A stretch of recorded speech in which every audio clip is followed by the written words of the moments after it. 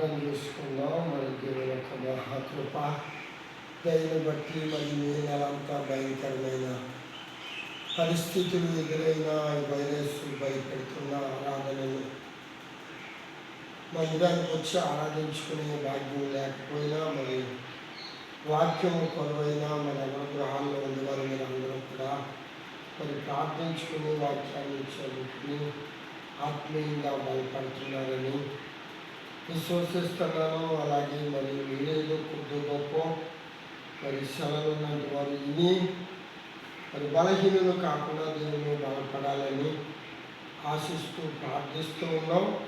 మరి అలాగే ఈ నెలలో 2-3 వారాలు ఆరాధన లేదు కనుక కొద్దిపాటి వాక్యాన్ని మరి సెలవులలో పెట్టడం జరిగింది.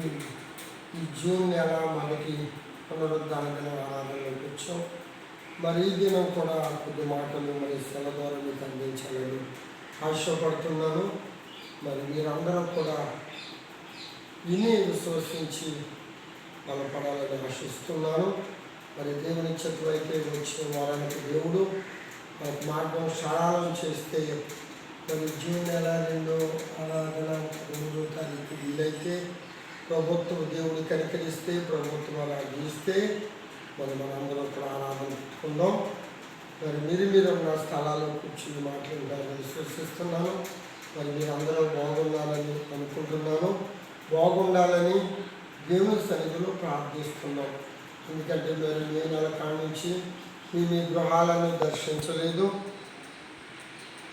మరి మందిరాల్లో కలుసుకోవట్లేదు. మరి మీరు ఎలాగున్నారో నాకు తెలీదు, నేను ఎలాగున్నానో మీకు తెలీదు. కానీ మనందరము శారీరకంగా దూరంగా ఉన్న మనందరము ఆత్మీయంగా దేవునిలో దగ్గరగా ఉన్నాం. ఒక క్షేమాన్ని ఒకరు చూసుకుంటూ అపోస్తుడైన పౌలు అంటాడు, నేను శరీర విషయంలో మీకు దూరంగా ఉన్నాను కానీ ఆత్మ విషయంలో దగ్గరగా ఉన్నాను అంటున్నాడు. అలాగా మనందరం కూడా దేవునిలో క్షేమంగానే ఉన్నామని నమ్ముచున్నాను. క్షేమంగా ఉన్నారని కోరి ప్రార్థిస్తున్నాను. మరి నేను నా కుటుంబం కూడా క్షేమంగా ఉన్నాం. మీరందరూ కూడా క్షేమంగా ఉన్నారు.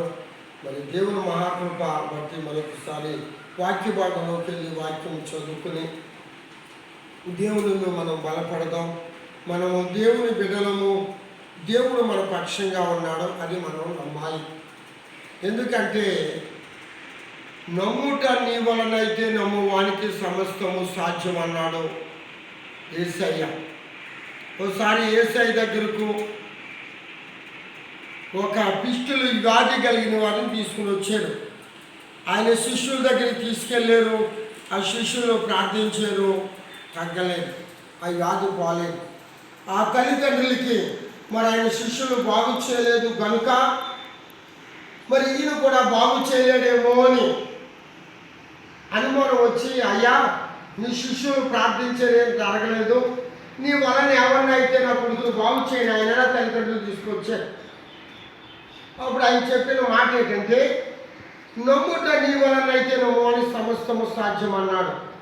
ఎందుకు ఈ మాటలు మీకు నేను చెప్తున్నాను అంటే, ఎందుకు మనము ఎలాంటి పరిస్థితుల్లో ఉన్నా కానీ నమ్మాలి. ఎందుకంటే మన పక్షంగా ఉన్న దేవుడు సర్వశక్తిమంతుడు, సజీవుడు. ఆయన ఆశ్చర్య కార్యాలు, అద్భుత కార్యాలు చేయగలిగిన వాడని నమ్మాలి. ఇప్పుడు చూసినట్లయితే ఈ వైరస్ను బట్టి చూస్తే అంత భయాందోళన కింద ఉంది. అన్నిటికంటే మన దేశంలో, మన రాష్ట్రంలో, మన ప్రాంతంలో ఉంది. ఇది ఒక అంటు వ్యాధిగా ఉంది. ఒకరినొకరు కలవనా కూడా భయం అవుతుంది. నిజమే, అది వాస్తవం కూడా. ప్రభుత్వాలు అందుకనే దూరంగా ఉండమని చెప్పారు, మాస్క్ ధరించమన్నారు, శానిటైజర్ రాయమన్నారు. కానీ ప్రభుత్వానికి ప్రజలను కాపాడే బాధ్యత ఉంది కాబట్టి ఒక ఆజ్ఞ పెట్టారు.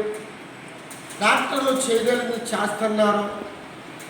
మనము కూడా అందరి కొరకు ప్రార్థిస్తున్నాం.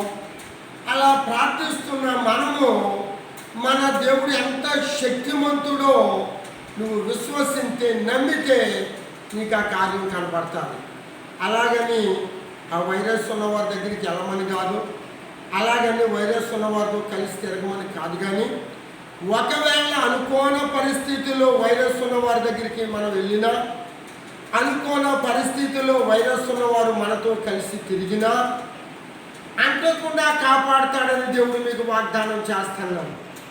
నువ్వు నమ్మితే ఆ తర్వాత అయ్యో వాళ్ళతో నేను తిరిగే నాకు వైరస్ వచ్చిందని భయపడవద్దు. ఎందుకు ఈ మాట చెప్తున్నానంటే, గత మే నెలలో నాకు సహోదరి ఫోన్ చేసింది. ఫోన్ ఎత్తి మాట్లాడితేనే, అయ్యా ప్రార్థన చేయండి పాస్టర్ గారు, నిన్న ఉదయకాలం నా భర్త గారు బయటికి వెళ్ళి వచ్చే సమయంలో దావతవుతుందని బొండాల కొట్టు దగ్గర ఆగొక బొండం తాగారట.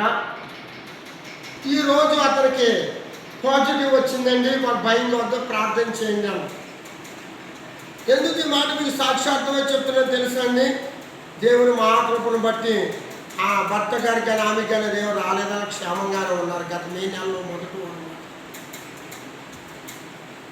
ఎందుకు అక్కడ నేను ఆగి బండం తాగాను, అతనికి పాజిటివ్ వచ్చిందని నాకు కానీ వస్తాడేమో, నా భర్తకు కానీ వచ్చిందేమో నాకు ఒక భయం. నిజం, వాస్తవం.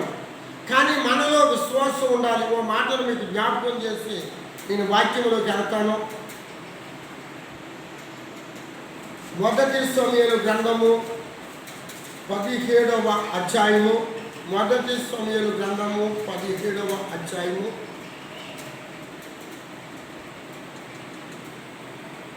47వ వచనాన్ని ఒకసారి చదువుకుందామండి. విశ్వాసం అంటే అక్కడ ఎలా ఉందో అక్కడ కనపడుతుంది. చదువు బాబు. అప్పుడు యెహోవా కత్తి చేతను ఈటి చేతను రక్షించువాడు కాదని ఈ దండు వారందరూ తెలుసుకొందురు. యుద్ధము యెహోవాదే, ఆయన మిమ్మును మా చేతికి అప్పగించునని చెప్పాను. చూడండి, ఇక్కడ మనందరికీ దేవుని బిడ్డలకి తెలుసు, ఫిలిష్తీయులకు ఇశ్రాయేలీయులకు యుద్ధం జరుగుతుంది. ఫిలిష్తీయులు ఆ పర్వతం మీద నిలబడ్డారు, ఇశ్రాయేలీయులు పర్వతం మీద నిలబడ్డారు. ఇరు పక్షాల మధ్య లోయ ఒకటి ఏర్పడింది. ఎందుకంటే ఇశ్రాయేలీయుల కాలంలో యుద్ధము చేసేటప్పుడు రాజనీతి ఏంటి అంటే, ఒకరికొకరు యుద్ధాలు చేసుకునేటప్పుడు మైంగా లోయ ఉండేది. జయించిన తర్వాత లోయ దాటి వాళ్ళని వచ్చేవారు, జయించిన తర్వాత ఈ లోయ దాటి ఇళ్ళని వెళ్ళేవారు.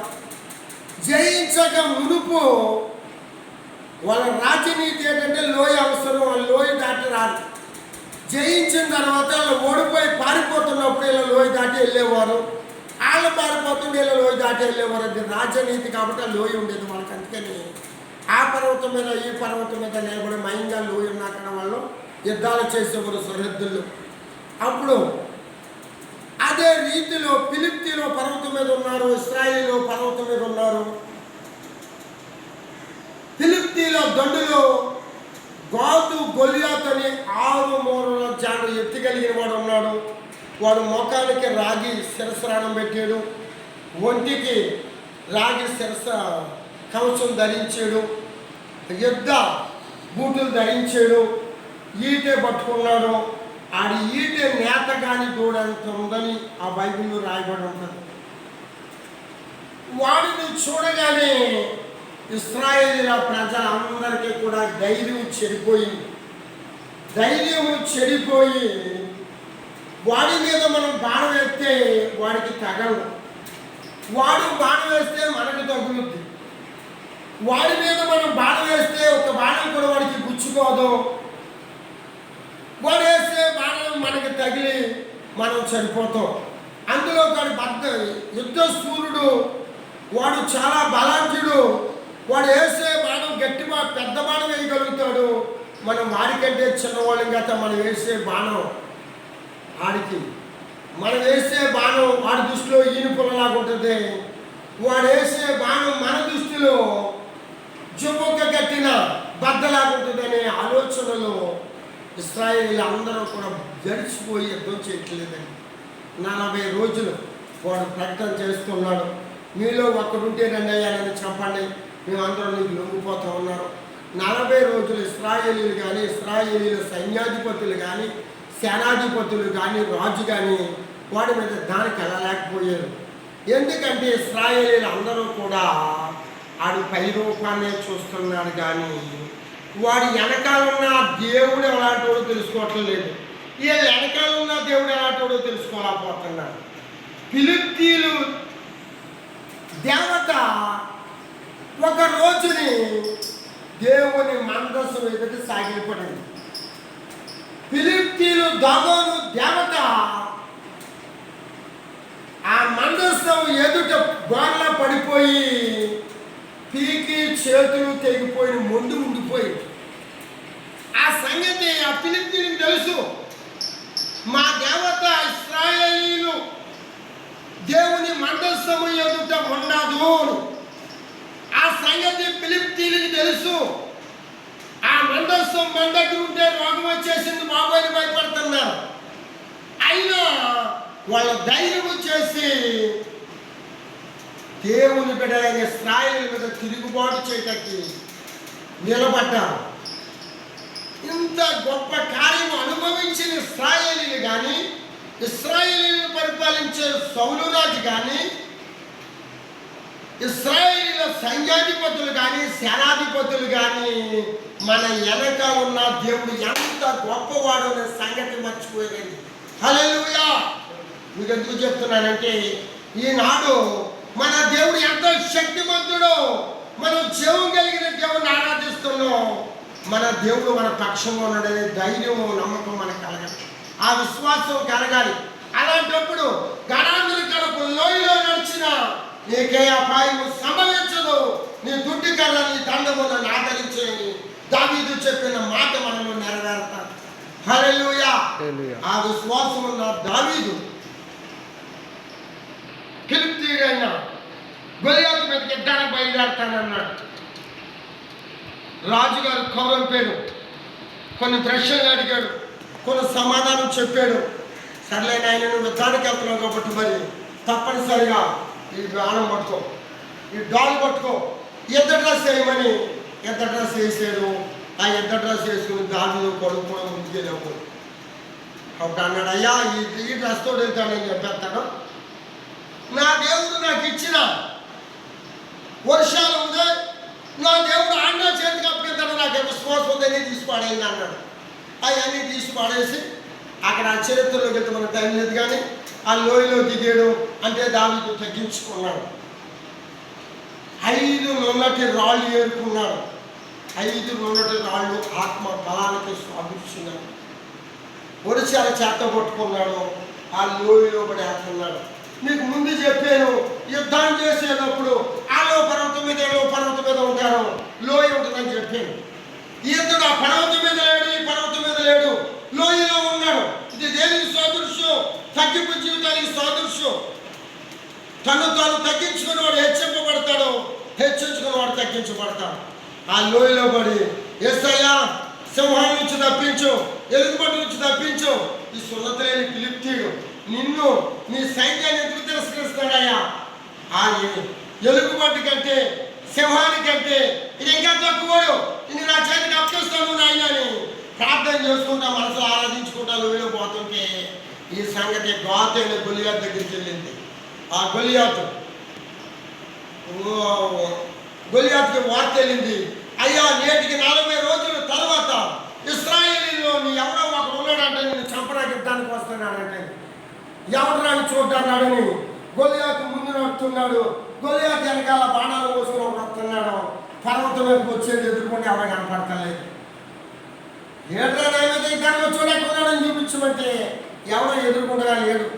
ఆ బాణాలు పోసి పనివాడు అన్నాడు, అయ్యా గొలియాతు గారు నీ మీదకి దానిలో చూడు, పర్వతం మీద చూడండి లోయలో ఉన్నాడు అన్నాడు. ఆ లోయంతో చూశాడు. ఎవడో కొడుతాడు, కర్ర చేత పట్టుకుని వస్తున్నాడు. దావీదు గొర్రెలు కాసుకోవటం, గొర్రెలు వేపుకునే కర్ర అలవాటు ఉంది, గొర్రెలు కాసుకుని వరిసేల అలవాటు ఉంది. చూశాడు, ఒరే నువ్వెవడరా, నేను కుక్కలు అనుకున్నావా, కరెక్ట్ కొట్టినావు, రా నీ సంగతి చెప్తాను. ఇవాళ నిన్ను చంపి నీ మాంసం కాకులకి గద్దలకి ఎగరేస్తాను. మా దాగోను దేవత పేరటని ఓ పర్వత మీద పెగ్గులు పలుకుతున్నాడు. ఎవడండి వీడు? సున్నత లేని ఫిలిష్తీయుడు. ఈనాడు కూడా దేవుని బిడ్డవైన నీవు ఒక సున్నత అంటే క్షేమం కలిగిన దేవుని ఆరాధిస్తున్న నీవు, క్షేమం కలిగిన దేవుని ఆరాధిస్తున్న నీవు, నీ వెనకాలన్న దేవుడు ఎంత శక్తివంతుడు. ఆయన మృతులను సజీవులుగా చేయగలిగిన వాడు, పర్వతాలను పరిగెత్తించగలిగిన వాడు, కొండలను చప్పట్లు కొట్టించగలిగిన వాడు, అడవిలో నీరును ప్రవహింపచేయవాడు. అంత శక్తివంతుడైన దేవుడు నీ వెనకాల ఉన్నాడు.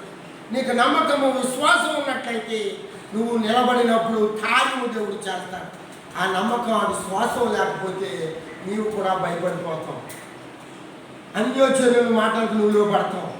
అన్యోజనులు భయపడినట్లు నువ్వు భయపడవలసి వస్తుంది. హల్లెలూయా. అన్యోజనులు భయపడినట్లు నువ్వు భయపడవలసి వస్తుంది. అన్యోజనులు లోపడినట్లు నువ్వు లోపడవలసి వస్తుంది.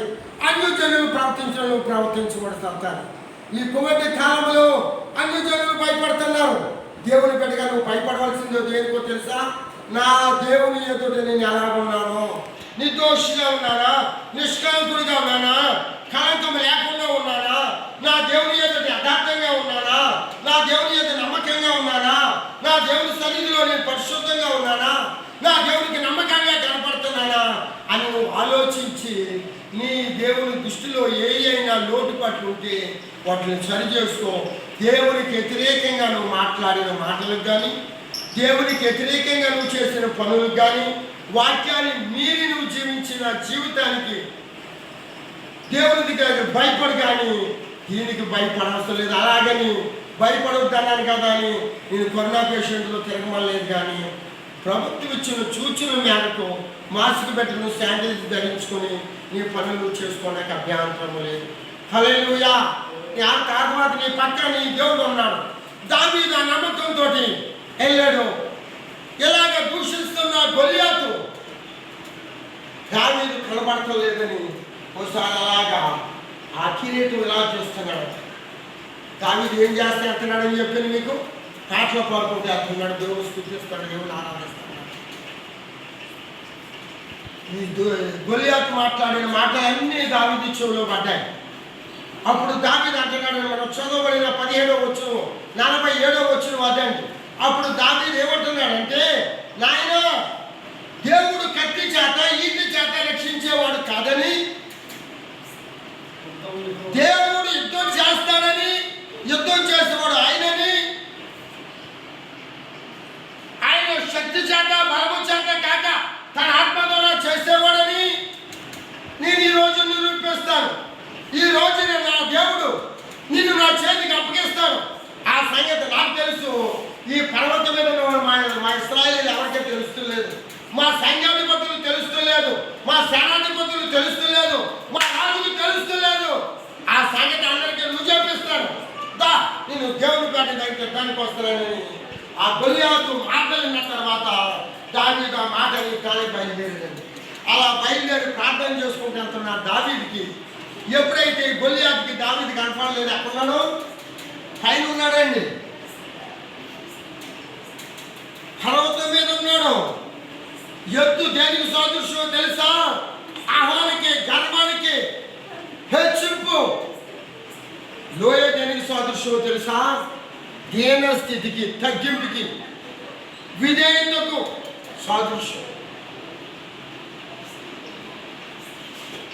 అందుకనే యేసు మా మొదటి పేతురు పత్రిక 5వ అధ్యాయం 5వ వచనంలో మాట్లాడతాడు.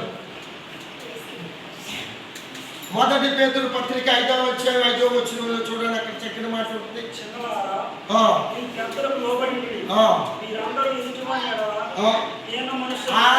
ఏమంటాడంటే ఇక్కడ దీన మనస్సు అనే వస్త్రం ధరించుకోండి. అది దీన మనస్సు అనే వస్త్రంతో అలంకరించుకోవాలి. దేవుని బిడ్డలకి దీన మనస్సు కావాలి. నువ్వెంతంటే నేనంత కాదని దేవుని బిడ్డ దీన మనస్సు.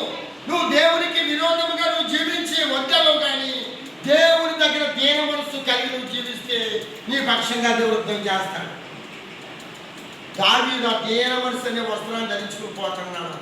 ఆ గొలియాతు గర్విష్ఠుడై పైన చూస్తున్నాడు. రా నీ సంగతి తెలిచేస్తాను, నిన్ను నరికి నీ మాంసాన్ని ముక్కలు కోసి మా దేవత అయిన దోగోని పేరుత కుక్కలకి గెడ్డలకి ఎట్లా ఎగరేస్తారు. ఎలా కుక్కలు అనుకున్నావు కరెక్ట్పోతున్నా? అప్పుడు దాకా గొల్లియాతులు పూర్తవలేదండి. మన పెద్దలు అంటారు పాపం ఇంకా పండలేదు, కొంచెం ఇంకా పూర్తవలేదు అంటారు. దేనికైనా భక్తికైనా పాపానికైనా సమయం ఉందండి. గొల్లియాతు పెక్కులు పలుకుతున్నాడు, డైలాగ్ వేస్తున్నాడు. ఎవరి మీద? దేవుని మీద, దేవుని సైన్యం మీద, జీవం కలిగిన దేవుని సైన్యం. ఈనాడు కూడా అనేక మంది ఎంత భయంకరమైన విపత్తు వస్తే ప్రపంచం తలకిందులైపోతుంటే ఇప్పుడైనా నీ బుద్ధి మార్చుకోకుండా, నీ తాగుని మార్చుకోకుండా, నీ పాపం విడిచిపెట్టకుండా, నీ అక్రమ సంబంధం విడిచిపెట్టకుండా, నీ స్వార్థ బుద్ధి విడిచిపెట్టకుండా, నువ్వు చేసే అన్యాయపు పనులు విడిచిపెట్టకుండా, ఇంకా అయ్యో ఇలాంటి విపత్తు సమయంలో చనిపోతే ఎక్కడ పోతానో అని నువ్వు మారు మనసు పొంది దేవుని సన్నిధికి తిరగవలసిన సమయం ఇది. నువ్వు మారు మనసు పొంది రక్షణ పొందవలసిన సమయం ఇది. నువ్వు మారు మనసు పొంది నీ అక్రమ క్రియలు విడిచిపెట్టి నువ్వు దేవుడి తట్టు చూడవలసిన సమయం ఇది. నువ్వు రక్షింపబడ్డ బిడ్డవైతే పరిశుద్ధాత్మను పొంది ఆత్మపూర్ణంగా ఉండవలసిన సమయం ఇది. ఆ ఆత్మ సర్వ స్వచ్ఛంలోకి నేను నడిపిస్తాదని చెప్పాడు. హల్లెలూయా. అలాంటి సమయంలో ఉన్న మనము ఎలాగన్నా ఒకసారి ఆలోచించాలి. నిజమే, ఒకటి తర్వాత ఒకటి వస్తుంది. నిరుడు వచ్చింది కరుణ, ఇది రెండోసారి వచ్చింది భయంకరం. మనకి తగ్గలేదు, కొంచెం అన్ని చోట్ల తగ్గుబగ్గు పట్టింది. కొన్ని మళ్ళీ వారానికో మనకి తగ్గవచ్చు, మళ్ళీ ఇంకోటి రాబోతుంది అంటున్నారు. నేను గత ఎప్పుడో ప్రార్థన అంట 2 వారాల క్రితం ఎప్పుడో ప్రార్థన చేసుకుని పడుకుంటే ఒక కళ చూస్తున్నాను. నేను ఎవరిలో చూడటానికి హాస్పిటల్కి వెళ్ళాను. హాస్పిటల్ నిండా కూడా చిన్న పిల్లలు ఉన్నారు. నాకు వేసి భయం వేసింది. ఏంటి? ఆ తర్వాత వార్తల్లో నేను తరుడు పిల్లల మీద పనిచేస్తుందని. ప్రియమైన దేవుని బిడ్డలారా, ప్రేమతో మనవి చేస్తున్నాను. 2 చేతులు చూడితే ప్రార్థన చేయండి. మన పిల్లలే కాదు, అన్ని పిల్లలు అన్ని కొన్ని వెరగని పసి పిల్లల మీద ఆ యొక్క శాపం ఏలుబడి చేయకుండా, ఎందుకో తెలుసా? వెనకాల వారి శాపం. ప్రార్థన చేయి. ఇలాంటి టైంలో నువ్వు మనసు మార్చుకొని దేవుని తట్టు తిరగవలసిన సమయం. ఇంకా దేవునికి వ్యతిరేకంగా జీవిస్తావా? ఈ లోకము దాని ఆశలు గతించబోతున్నాయి. ఇది దేవునికి రాకడతో సూచన. హల్లెలూయా. అలా నువ్వు జీవించినట్లయితే దేవుని కృప ఎప్పుడు నీకు తోడుగా ఉంటుంది. అందుకనే దేవుడు అంటాడు, మాట చెప్తాడు చూడండి. మనం దావీదు విశ్వాసముతో వెళ్ళాడు, ముందుకు సాగాడు, గొల్లియాతును జయించాడు. నీకు ఆ విషయం చెప్తాను. నువ్వు విశ్వాసంతో నిలిస్తే, నువ్వు పరిశుద్ధత కలిగి బ్రతికితే, దేవుని దృష్టిలో యథార్థతగా నమ్మకంగా ఉంటే దేవుడు ఏం చేస్తాడో మాటలు మీకు చూపిస్తాను. ప్రకటన గ్రంథము 4వ అధ్యాయము 10వ వచనంలోకి వద్దామండి. ప్రకటన గ్రంథము 4వ అధ్యాయం 10వ వచనం. అక్కడ ఒక చక్కని మాట చెప్తున్నాడు. పెద్దల సింహాసనం ముందు ఆశీనుడై ఉండు వాని ఎదుట సాగిలపడి యుగ యుగము జీవించున్న వానికి నమస్కారం చేయొచ్చు. ప్రభువా మా దేవ, నీవు సమస్తమును సృజించితివి, నీ చిత్తమును బట్టి అవి ఉండెను, దానిని బట్టి సృజించబడిన కనుక నీవే మహిమ ఘనత ప్రభావం. 3:10 ప్రకటన గ్రంథము 3వ అధ్యాయం 10వ వచనం. నీవు నా ఓర్పు విషయమై వాక్యమును గైకొంటివి గనుక భూనివాసులను శోధించుటకు లోకం మీదకి రాబోవు శోధన కాలములో నేను నిన్ను కాపాడేదను. అక్కడ ఫుట్నోట్లో ఉంటుంది. ఆ గడియలో, ఆ శోధన గడియలో కాపాడుతానని దేవుడు వాగ్దానం చేస్తున్నాడండి. నిజమే, విపత్తు వచ్చింది, అందరికీ వస్తుంది మరణం. కానీ నువ్వు దేవుని దృష్టిలో నువ్వు ఓర్చుకొని, నువ్వు తగ్గించుకొని, దీన మనసు అనే వస్త్రాన్ని ధరించుకొని జీవిస్తే ఏమంటాడంటే, నీవు నా ఓర్పు విషయములో. ఎందుకు నా ఓర్పు అన్నాడు ఆయన? ఎందుకు నా ఓర్పు అన్నాడు? ఆయన సర్వశక్తిమంతుడైన దేవుడై ఉండు కూడా ఆయన ఒక మాట సెలవిస్తే సముద్రపు పొంగి ఆగింది. ఆయన ఒక మాట సెలవిస్తే వచ్చే గాలి తుఫాను ఆగింది. అంత శక్తివంతుడయ్యుండు కూడా ఆయనను సిలివేస్తున్నప్పుడు ఆయన ఎవరు పెళ్ళమందో తెలుసు కదా, మన అందరికీ తెలుసు, దేవుని బిడ్డలు చెప్పనవసరం లేదు. తండ్రి వీరేమి చేస్తున్నారో వీరికి తెలియదు, క్షమించు అన్నాడు. అంతగా ఓర్చుకున్నాడు. ఇక్కడ మనకు మాటలు గుర్తు చేస్తున్నాడు. నా ఓర్పు విషయమై వాక్యమును గైకొంటివి కనుక భూ నివాసులను శోధించుటకు లోకమంతటి మీదకి రాబో శోధన కాలములో నేను కాపాడుతాను. భూ నివాసులందరి మీదకి శోధన కాలం రాబోతే ఈ శోధన కాదండి, ఇప్పుడే కాదు, అసలు భయంకరమైన శోధనలు ఎదురున్నాయి. సంఘం ఎత్తబడిన తర్వాత భయంకరమైన శోధనలు రాబోతున్నాయి. ఆ శోధనలు తట్టుకోలేవు, ఆ తెగులు తట్టుకోలేవు, ఆ బాధలు తట్టుకోలేవు. కానీ ఎవరైతే వాక్యం నిమిత్తం ఓర్చుకుంటారో, ఎవరి నిమిత్తం ఓర్చుకోవాలి? వాక్యము నిమిత్తము. నువ్వు వాక్యానికి భయపడి వాళ్ళు పడాలి. నువ్వు వాక్యానికి భయపడి తగ్గించుకోవాలి.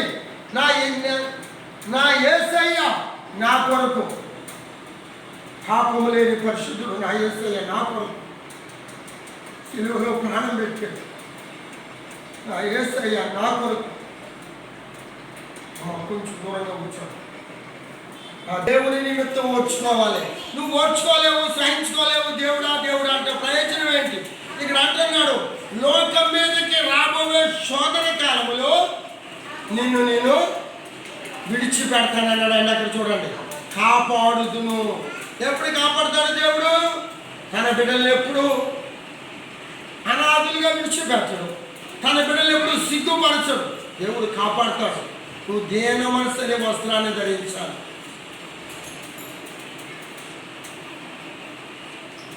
ఎందుకు తగ్గించుకోవాలండి? నా యేసై తగ్గించుకున్నాడు, అంతే. మనం ఆయన బిడ్డలుగా తగ్గించుకోవాలి. ఆ శోధన కాలంలో కాపాడుతారు. మరొక చూడండి, ఎలాంటి తెగుళ్ళు. ఇప్పుడు ఈ వైరస్ వచ్చింది, భయపడిపోతున్నాం. ఒకటి అయిపోయింది, రెండు అయిపోయింది, మళ్ళీ మూడు వస్తుంది అంటున్నారు, మళ్ళీ ఇంకా వస్తాయన్నారు. ఇది ఎదుర్కోవాలే కానీ అలా వస్తుందని ఒకరు చెప్తున్నారు. నిజం. ఇప్పటికే మొదటిసారి భయం లేదు, కానీ రెండోసారి చాలా భయంగా ఉంటున్నాం. అటు చూసిన వాళ్ళు ఇటు మాయమైపోతున్నారు. ఇలాంటి పరిస్థితులు ఇలాంటివి వస్తుంటే ఎలా తట్టుకోగలుగుతాం, ఎలా నిలవగలుగుతాం అంటే మనం తట్టుకోలేము, మనం నిలవలేము. కానీ మనం దేవుడిలో నమ్మకంగా ఉంటే మన దేవుడే కాపాడతాడు. సంఘం ఎత్తబడిన తర్వాత ఇంకా ఇంతకంటే భయంకరమైన తెగులు రాబోతున్నాయి. అదే ప్రకటన గ్రంథము 6వ అధ్యాయము 8వ వచనంలో చదివితే కూడా అక్కడ ఒక మాట రాయబడి ఉంటుంది. ప్రకటన గ్రంథము 6వ అధ్యాయము 8వ వచనం, 7వ వచనం కడితే బాగా క్లియర్గా ఉంటుంది. మీరు చదవండి.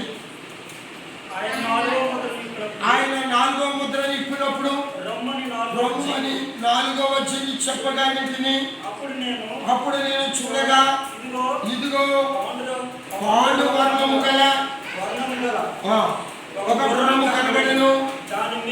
దాని మీద కూర్చున్న వారి పేరు ముత్యము, పాతాళలోకము వారిని వెంబడించెను. ఖడ్గము వలనను, కరువు వలనను, మరణము వలనను అనేక మంది చనిపోతారని భూనివాసులకు వస్తారని అక్కడ ఉంది. ఆ మరణము వలన అక్కడ ఏడానికి ఉండొచ్చు. నేను కింద ఫుడ్ నోట్లో ఉందో మరణం అనే కాడ ఏదైనా కొడితే కింద ఫుడ్ నోట్లో చూడండి. తెగుళ్ళు వలన ఏంటండి ఏమొస్తున్నాయి ఇప్పుడు? తెగులు. ఈ తెగులికే ఎంతో మంది తల్లి దేవుని తర్వాత తల్లిదండ్రులు ఉన్నారండి. ఈ తెగులు బట్టి తల్లిని హాస్పిటల్ వదిలొచ్చేసుకుని ఎంతో మంది ఉన్నారు. ఈ తెగులు బట్టి తండ్రిని హాస్పిటల్ వదిలొచ్చేసుకుని ఎంతో మంది ఉన్నారు. ఈ తెగులు బట్టి బిడ్డలు హాస్పిటల్ వదిలొచ్చుకుని ఎంతో మంది ఉన్నారు. ఎందుకో తెలిసే ఒక భయంకరమైన వ్యాధి ఆవరించేస్తున్నారు. తల్లి బిడ్డలు ఎలా కాపాడుతుందంటే 9 నెలలు మోసి జన్మనిచ్చిన తర్వాత 1 సంవత్సరం పాటు ఆ బిడ్డ నిమిత్తం తల్లి నోరు కొట్టుకుంటుంది. సన్నీళ్ళు తాగితే రొంపొస్తుందేమో, ఇది తింటే ఆ బిడ్డకి దుఃఖం వస్తుందేమో, ఇది తింటే ఆ బిడ్డకి జ్వరం వస్తుందేమో, ఇది తింటే ఆ బిడ్డకి రోషాలు పట్టుకుంటాయేమో అని తల్లి నోరు కొట్టుకుంది. చీమ కొట్టకుండా, దోమ కొట్టకుండా, ఒకవేళ వర్షం పడి మేఘం పడి వర్షం వచ్చేటప్పుడు ఉరుములు ఉరుగుతుంటే ఎక్కడున్నా గబగబ వెళ్ళిపోయి చంటి బిడ్డ దగ్గర చేసుకుని కూర్చుంటారు. ఎందుకో తెలుసా? తల్లి అంత బిడ్డను కాపాడితే ఈనాడు పరిస్థితులకు జడిసి అంతగా పెంచిన తల్లిని విడిచిపెట్టి వచ్చేస్తున్నాను. ఎలాంటి కొత్త 2 రోజులు చెప్తున్నాను. కొల్లేరా ముసలి చచ్చిపోయారు, బతుకుతే చచ్చిపోతే చచ్చిపోతే నువ్వు పిల్లలతో నువ్వు వెళ్ళొద్దు. నేను స్వయంగా నా చెబుతూ మాట ఇంకా ముసలి ఎండాలు ఉంటే అలాగే చచ్చిపోతుంది. నువ్వు పిల్లలతో నువ్వు ఆ జోలికి పంపించు సరే. ఇలాంటి భయంకరమైన రోజు ఏంటంటే ఇవి తెగుళ్ళు. ఎందుకు ఇది తెగుళ్ళు ఎందుకు వస్తున్నాయి? దేవుడు అధికారం ఇచ్చాడు, మానవుడు గ్రహిస్తలేదు. మీకు ముందు చెప్పాను, ఇలాంటప్పుడైనా మనసు మార్చుకోవటం లేదు, ఇలాంటప్పుడైనా దేవుడి తోటి తిరుగుతలేదు. ఇంకా పాపమే, ఇంకా పోగేసుకోవటమే. ఏం పట్టుకెళ్తామండి? కోటీశ్వరులు కోట్లు వెళ్ళిపోయాయి, లక్షాధికారులు లక్షలు వెళ్ళిపోయాయి. ఏం మనం పట్టుకెళ్తాం? మన భక్తి మన గొప్ప రక్షణ ఇచ్చాడు దేవుడు. ఆ రక్షణ కాపాడుకుంటే మోక్ష రాజ్యం వెళ్తాం, యుగ యుగాలు ఆనందిస్తాం. దేవుడు ఇచ్చిన ధన్యత వాళ్ళకి లేదు, మనకున్నది. వాళ్ళకి ఆ సంగతి తెలియదు, మనకి ఈ సంగతి తెలుసు. కానీ తెలుసున్న మనము వాళ్ళకి అది చెప్పలేం కానండి. వాళ్ళు మనకి చెప్తున్నారు ప్రతిదానికి పాత్ర అంటే ఏంటమ్మా, ఇవాళ మంచి రోజు కాదు అంటే నువ్వు దేవుడు వాళ్ళ మాటని నువ్వు దేవుడు మాట పక్కన పెడుతున్నావు. దేవుడు చేస్తున్న ప్రతిరోజు మంచిది. హల్లెలూయా, హల్లెలూయా, హల్లెలూయా. ఏమబడిస్తుందంటే గుర్రం మీద కూర్చున్న వాడికి కూడా, ఆ గుర్రం మీద కూర్చున్నవాడు పాండు వర్ణము గల గుర్రం మీద ఆయన కూర్చున్నాడు. ఆయన చేతికి ఆయన పేరేంటి? ఆయన పేరు ముత్యువు. ఆయన పేరు ముత్యువు. అంటే ముత్యువేటి పాతాళంలో పడడానికి వస్తుంది.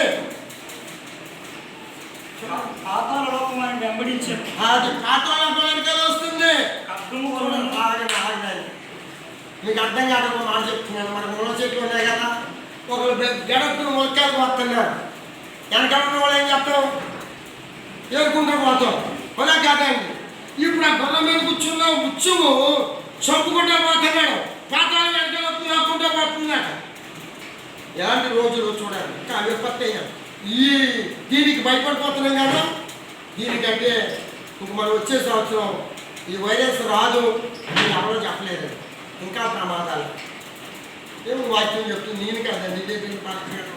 ఇలాంటి మాటలు చెప్తే మమ్మల్ని భయపెడతారా అని అనుకోవద్దండి. ఈ సంవత్సరం మీద వచ్చే సంవత్సరం భయంకరమే తప్ప దీనికంటే మంచి రోజు మనం చూడము.